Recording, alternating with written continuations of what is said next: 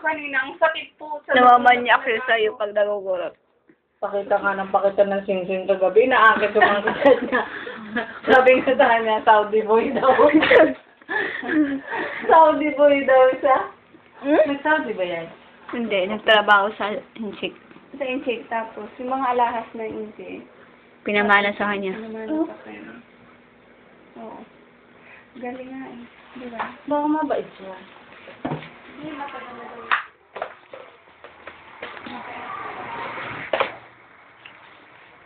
Open mo lang.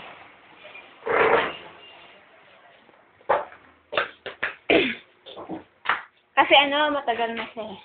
Saan? Siguro malay mo pag pamanaan.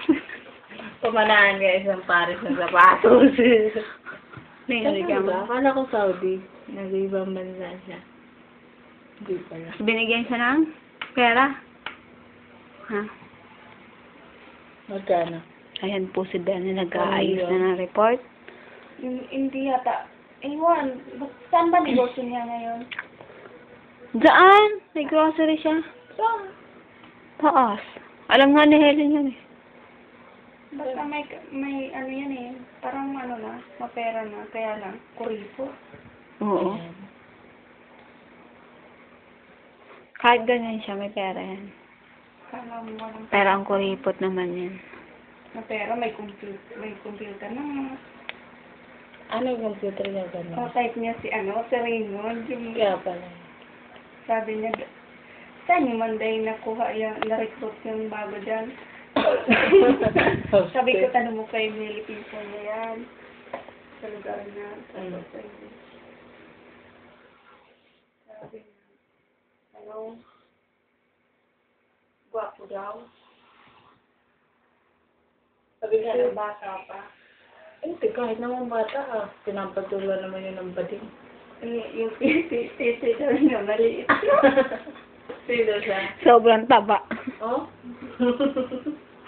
Sabi niya, alam mo ba yung matataba? Ako, aaminin ko, maliit na lang yung titi ko. Gagong bakla yun eh. Kaya daw yung mga lalaki, alam niya yung kung malaki o maliit. Kasi ano ba?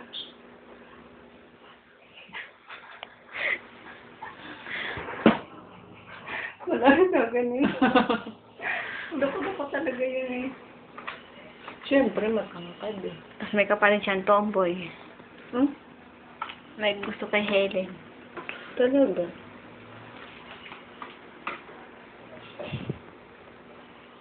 Paborito ng mga tomboy si Helen eh. Oo. Maliit kasi. Tsaka ano, ma-appeal si Helen sa mga tomboy. Mm-hmm. Tsaka, alam naman na may tomboy si Helen. Wala. Okay. Pero matino yung si Alice, no? Pero ewan ko, Saka hindi siya madumi. Yung hindi madumi sa katawan. ewan ko yung boyfriend niya ngayon kung alam na may tomboy si Helen.